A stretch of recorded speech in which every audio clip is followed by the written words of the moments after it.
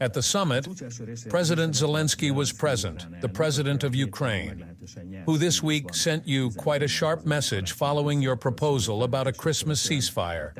After yesterday, what are the chances of this ceasefire becoming a reality? You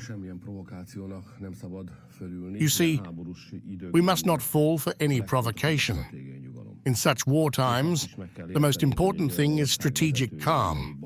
And we must also understand that a leader of a country that is in trouble and where foreign troops are present, occupying about 20% of the territory, leaving the country with several 100,000 people dead, filled with wounded widows, orphans, and the energy infrastructure has been destroyed. And it is unclear how this country will survive in the future. So a leader of a country in such a situation sometimes says agitated things. I think we need to handle this on a broad scale. Now, as for peace, I ran one last round here at the end of our European presidency. We started with this, the first round, which we called a peace mission. Now at the end, I went through the new elections, they say, with the American president. I had a long conversation with the president of Russia, and I personally negotiated with the president of Turkey. Turkey plays a key role in the matter of peace, because they are the only successful mediators so far. So there is only one area where they were able to bring peace, where they reached an agreement, which is the grain export out of the war zone, from the contested areas, and this was handled by Turkey and the Turkish president, which I think is a great achievement. And I see that both sides regard the Turks as those with whom they are willing to cooperate on the peace issue as well. And so I ran one last round, because we are working on the idea that even if a large-scale peace does not happen this year, and if the parties are not willing to agree to a long-lasting ceasefire, at least let's get something out of this situation that is possible. At least let there be a Christmas ceasefire. This is not a thought far from God, considering that even in the bloodiest war, in World War I, the opposing sides managed to agree on Christmas to at least not let anyone die on the front for a few days. And that is why I am trying to bring it to fruition that on Orthodox Christmas, which does not coincide with our Christmas date, there would be a few days of ceasefire and a large-scale prisoner swap.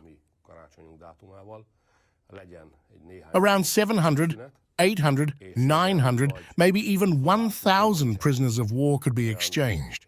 And beyond the fact that a few people would not die, so there wouldn't be new widows and orphans on Christmas, a few hundred men could also return to their families. Since we are talking about just 2 or 3 days, the strategic objections related to the ceasefire, that the enemy will regroup during the ceasefire and this will benefit them, that they will fall, because we are talking about 2 or 3 days. The real question is whether, amid the harsh war and obviously inhumane conditions, are the leaders already thinking about peace? Because sooner or later, an agreement will have to be made and peace will have to be created. And I think a Christmas ceasefire would be about showing that a short-term achievable peace ceasefire is not hopeless in Europe. Because if this could be created for a few days in line with European Christian traditions, then after Christmas, through longer negotiations, it could be brought to fruition. So this is what I'm working on. I managed to convince the Russian president to consider it. When I went on the first peace mission, there was no willingness to engage on either side. Now, at least on one side, there was. The Ukrainians, I think, responded more instinctively, but if they sit down and think through the proposal, they could easily change their stance.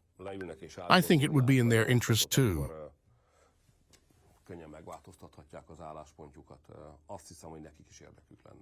Yes, Zelensky said yesterday at his press conference that it only makes sense to talk about a ceasefire if they know what will happen afterward.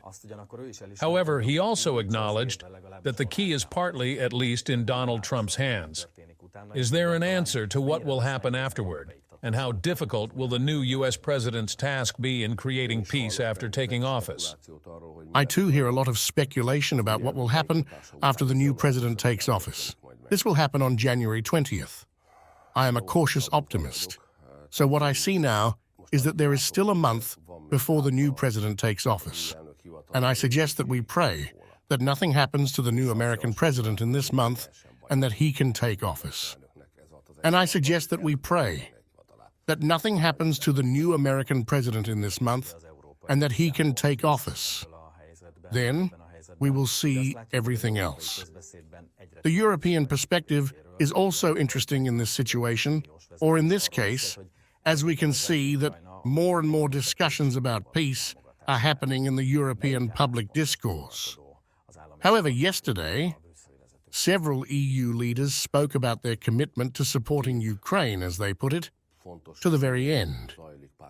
Which stance is currently dominant among heads of state and government and the influential leaders? Two important events are happening simultaneously. One is that the balance of power is constantly shifting day by day on the front lines, with the Russian defense and the Ukrainian offense, so there is a well-known rearrangement in the military situation. Of course, some say that the Ukrainians will stop it in a month. The Ukrainian leader also said that in a month, things will be completely different. Some believe in it, while others see the realities differently. So, there is a significant change on the front lines, and the second is the shift in Washington. And Washington, maybe not the center of the world, as that's more Rome, but definitely an important headquarters for European and Western civilization. So there will be major changes, big times ahead. I think these changes will be good for the Western world. We will have a more normal life than before. The Hungarians will also benefit economically from this. And I think we will also be closer to peace. Now, these two new developments should make us Hungarians cautious. We believe that if such significant changes are about to happen soon, it's not wise to keep insisting that despite these big changes, we will continue doing exactly what we've done so far. But nobody in Brussels seems to be thinking like that. Everyone insists that regardless of what's happening on the front lines or in America, Europe must do exactly the same as it has done so far. But what we've done so far hasn't led to any results, as I've said. To which they shrug their shoulders, saying it hasn't worked so far, but it will from now on. This is the level we're at. Yesterday, everyone said that Europe alone cannot solve this conflict, and that transatlantic cooperation, meaning the cooperation between Europe and the USA, is the most valuable thing that has been created since World War II, and Europe's peace and security can hardly be guaranteed without it. So, European leaders, that is, national leaders, feel, and surely under the pressure of their own voters, that things should be moving towards peace. It must be concluded, and a long-term, predictable security system must be created, which will allow Europe to get back on the path of economic development. It's hard to develop on a continent when a brutal war is raging at its borders. We're imposing sanctions, energy prices are skyrocketing, and this weighs on the economy's performance. Of course, the European economy also has some internal problems, but it's no coincidence that those who are further away from the war are developing much faster than we Europeans who are right next door. So, of course, the European economy also has some internal problems, but it's no coincidence that those who are further away from the war are developing much faster than we Europeans, who are right next door. So, ending and resolving the war is also a top European economic interest. I think national leaders feel this because everywhere, just like in Hungary, people are fed up with the war situation, they're fed up with inflation, they're fed up with sanctions, and they expect their national economies to get back on the path of growth. And in the European institutions, which we simplify as Brussels, such as the European Parliament and the Commission, the situation is different. Last week, everything that happened was the opposite, because the 3 or 4 largest parties in the European Parliament signed a pact where they agreed in writing that from now on, they would do everything just like before. They support migration, they support gender issues, nonsense, they support the war. So it doesn't bother them how the world outside the Brussels bubble is changing, they want to move forward. And they have even signed a written agreement, which includes items like each member state contributing a certain percentage of its national GDP to the common fund, which in Hungary's case would be 200 billion euros. A certain percentage of its national GDP to the common fund. Another question about the war, because there is a financial aspect to this. And yesterday, Ursula von der Leyen said that Europe has already spent the equivalent of 52 trillion forints to support Ukraine. Where is this money missing from? How much of a burden does this represent for the European Union both now and in the future? There are different calculations. During talks with the Americans, I was given the figure that Europe and America together have spent 310 billion euros so far. These are huge numbers. After the war, it will be worth calculating how much money we really gave, because we gave money, weapons, and equipment, so it's hard to calculate. But it's an enormous amount. So if this amount had been redirected, we could have brought the Western Balkan countries to European living standards and development within a year or two. This money could have solved that.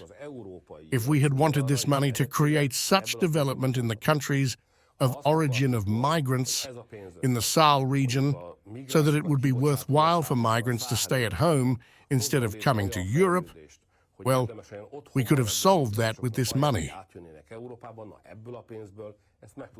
If we had decided that since Europe is weak and has neglected military development in recent decades, and therefore we need a strong European military capability with arms factories and investments that guarantee security, we could have solved that with this money. Or if we had decided to spend this money within Europe, instead of sending it out of the continent, investing it in the European economy, today energy prices would be much lower, European economic growth would be much higher, and European people would be living much better than today. These are enormous amounts which could have worked wonders. You mentioned the pact earlier, signed by the Liberal, Social Democratic, and People's Party factions, or these party families in Europe, while there are also the patriots, who have a different stance on these issues than the Brussels mainstream. How has the appearance of patriots influenced and continues to influence the political divides in Brussels, or even domestically? Another important detail of this pact is that it includes the need to quickly admit Ukraine to the European Union, to which every country with significant agriculture has reacted negatively. So, if the quick admission of Ukraine to the European Union happens without addressing the situation of agricultural workers, European farmers will go bankrupt. Then we also need to hold on to save Hungarian agriculture and Hungarian families living from agriculture. So this rushed, thoughtless, rapid process cannot be supported in any way. Now, among the patriots, there are many countries represented by significant political parties where the agricultural sector is strong. So we have the Italians among the patriots, the French, the Austrians, and the Poles. These are all nations that are extremely sensitive to agriculture and the future of the millions of families living from it. Now, the patriots are facing a strange situation. Let's put it this way. There are global networks in the world. These networks, which have broken free from their place of origin, simultaneously exert serious influence over the most important countries in terms of public life, politics, and economics.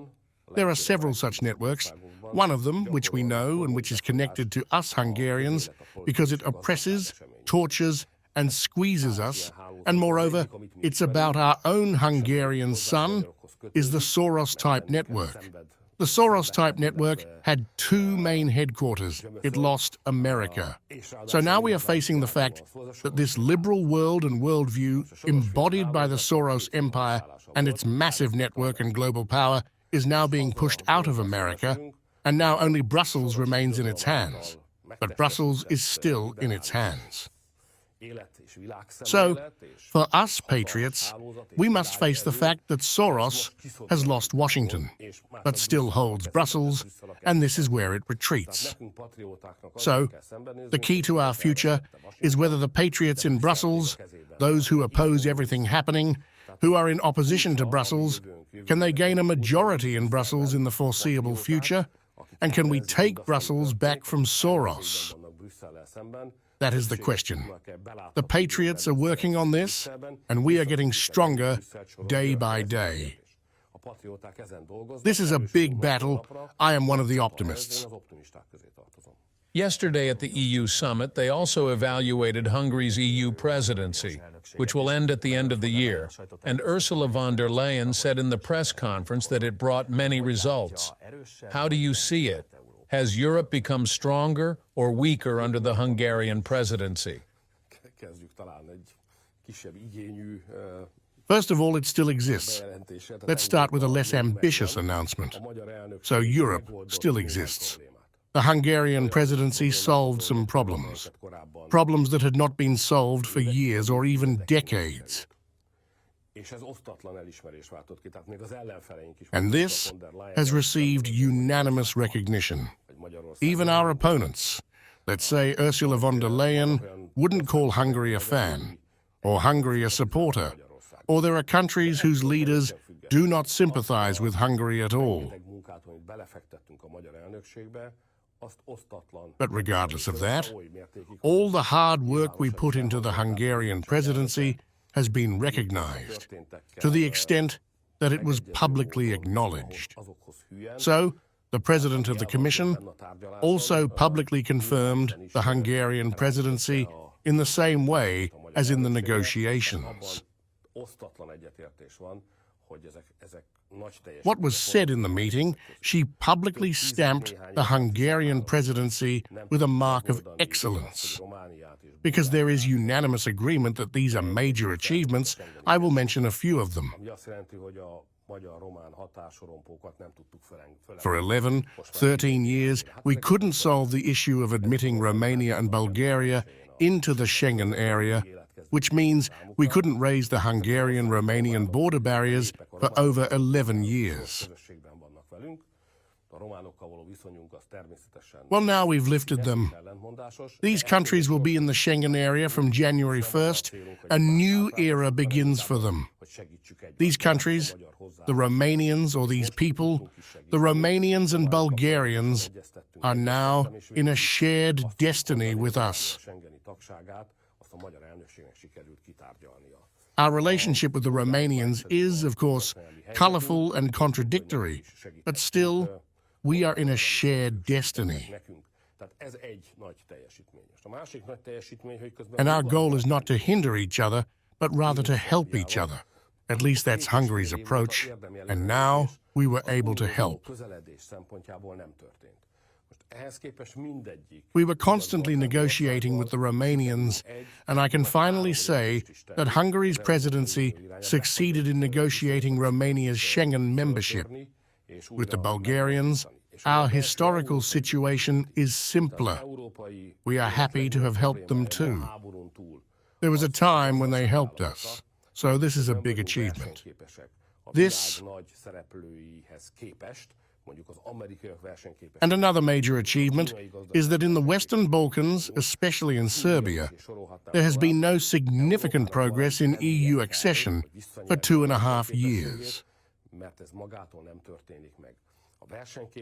So, if we want European people to live better, or at least be able to protect the standard of living they have already achieved, competitiveness must be improved. Now, there have been 1,000 thoughts on how to do this, and there was no consensus. But we managed to put together a document in which we got all 27 countries to agree on the most important issues. This means that we have a work plan, an action plan to restore competitiveness, which, as a result of our work, everyone has accepted. and a common starting point, a common base from which to begin restoring competitiveness. In broad terms, these are the biggest achievements of the presidency. But we held over 1,000 meetings and discussions. Hungary's largest diplomatic event in history took place in Budapest and was held with general recognition. So there are many things I can say. The key point is that work always helps in politics. You see, in modern times, we tend to think of politics as mainly about speeches, communication, and such things, as analysts often write about. Today, debates about politics rarely focus on what is happening, what the performance is, what the work is. So, Hungary's presidency could restore people's faith in the idea that in both domestic and foreign policy, performance and work still matter. But what new approach did Hungary's presidency bring compared to the previous ones, in which we achieved real progress on issues that had been dragging on for years? Well, I don't want to bother the listeners with internal Hungarian issues, but perhaps every Hungarian knows that in order to solve a problem, you have to name it. To name it, you have to use words, speak a language that is suitable for describing reality. Now, if you read a European document, you will see that there are words, but it's quite hard to determine what these words have to do with reality. Brussels is like a bubble, a hot air balloon that has detached itself from the reality we live in. They use languages, legal systems, political forms that make it very difficult to influence reality. So, if I were to say something epistemological about Hungary's presidency, I would say that European politics, thanks to Hungary's presidency, got closer to real problems. Today in Budapest, the parliament is voting on next year's budget, and we still see that political and economic changes are happening very quickly, often from one day to the next. What is needed to make this budget sustainable in such fast-changing circumstances next year? We have little time, so I would just say that there is a lot of work in this budget too. This budget is the first to go along with a change, as the mandate of the central bank's president expires in March.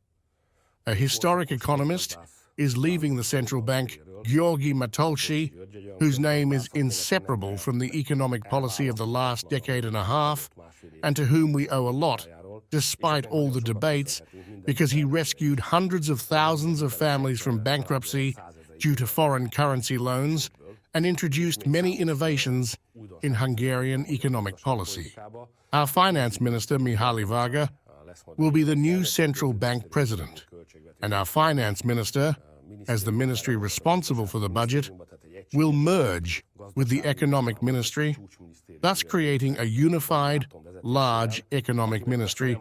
Perhaps we can call it the super ministry under the leadership of Nagy Márton, who of course is not a politician, but a strictly economist or economic expert. So exciting times lie ahead to see how he will manage to make himself understood by the actors of economic life. But he is a person who is not only an economist and expert, but also someone who gets things done. So he is someone who, if he takes on something, he will get it done. And even now, in this new budget, you can already see the results of his work. It's not just a new economic policy we are announcing, it is something he has already created. This is Nagy Márton's new economic policy. It has an action plan consisting of around 21 points, which he worked out, some of which we have already announced and made public, such as support for small and medium-sized enterprises, the Demjan program, housing support for employees up to 150,000 forints per month, the introduction of new forms of housing construction, large-scale dormitory construction, new forms of support for young workers alongside student loans. All of this is the result of his work. The most important thing is to take off. So, the task of this budget is really to ensure that starting from January, those measures can be launched in which families, employers, employees, small and medium-sized enterprises feel that the war is over, a period of peace is beginning, and the new Hungarian economic policy aligns with this, the first signs of which are already knocking on the door. A flying start in January, that's the key to success. If these measures are launched in January, when and how will families feel this? Considering that they have been battered by the crises of recent years. Martin Nagy has already put together a large-scale wage agreement with employers and employees. Az ukrajnai háborúról, a Magyar Uniós elnökségről és a költségvetésről is kérdeztem Orbán Viktor miniszterelnököt.